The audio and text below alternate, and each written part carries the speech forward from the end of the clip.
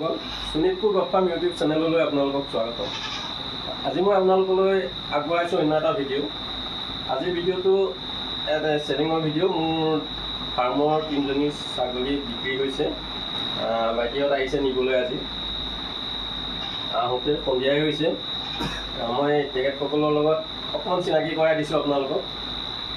আহকচোন তেখেতসকলৰ লগত চিনাকি হওঁ। বাইদেউ তোমাৰ কোনে ল'ব ছাগলী? মই ল'ব। এওঁ ছাগলী ল'ব।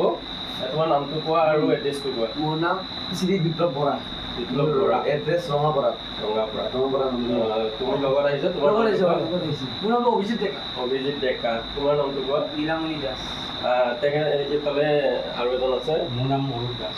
অৰূপ দাস। এওঁলোক চাৰিজনে আহিছে ছাগলীকেইটা নিবলৈ।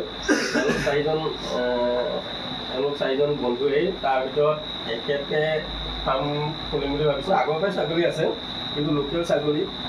তেওঁ লোকেল ছাগলী আছে 5জনীমান। এতিয়া তেওঁ মানে চিন্তা কৰিছে ক্ৰছ ব্ৰীডৰ অকণমান ভাল উন্নত জাতৰ ছাগলী লৈ পেলাই তেখেতে সৰু সুৰাকৈ এখন ফাৰ্ম খুলিব।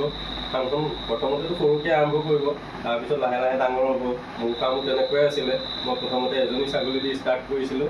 এজনীৰ পৰা মোৰ প্ৰায় 50জনী ছাগলী হৈছিলগৈ। এতিয়া বিক্ৰী হৈ মোৰ 35জনী আছে। 35টা টোটেল ছাগলী আছে। তাৰ পৰা পোৱালি দিয়া আছে, আৰু বাঢ়িব। মোৰ প্ৰায় 100 ছাগলী টাৰ্গেট আছে। তেওঁকো মই আশীৰ্বাদ কৰিছোঁ যাতে তেওঁৰ ফাৰ্মখনো লাহে লাহে ডাঙৰ হয়।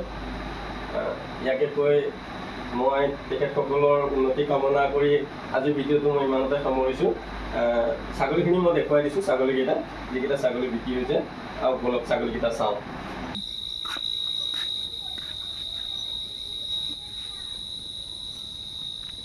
মনালিছা, মুন্নি, টুকটুকি।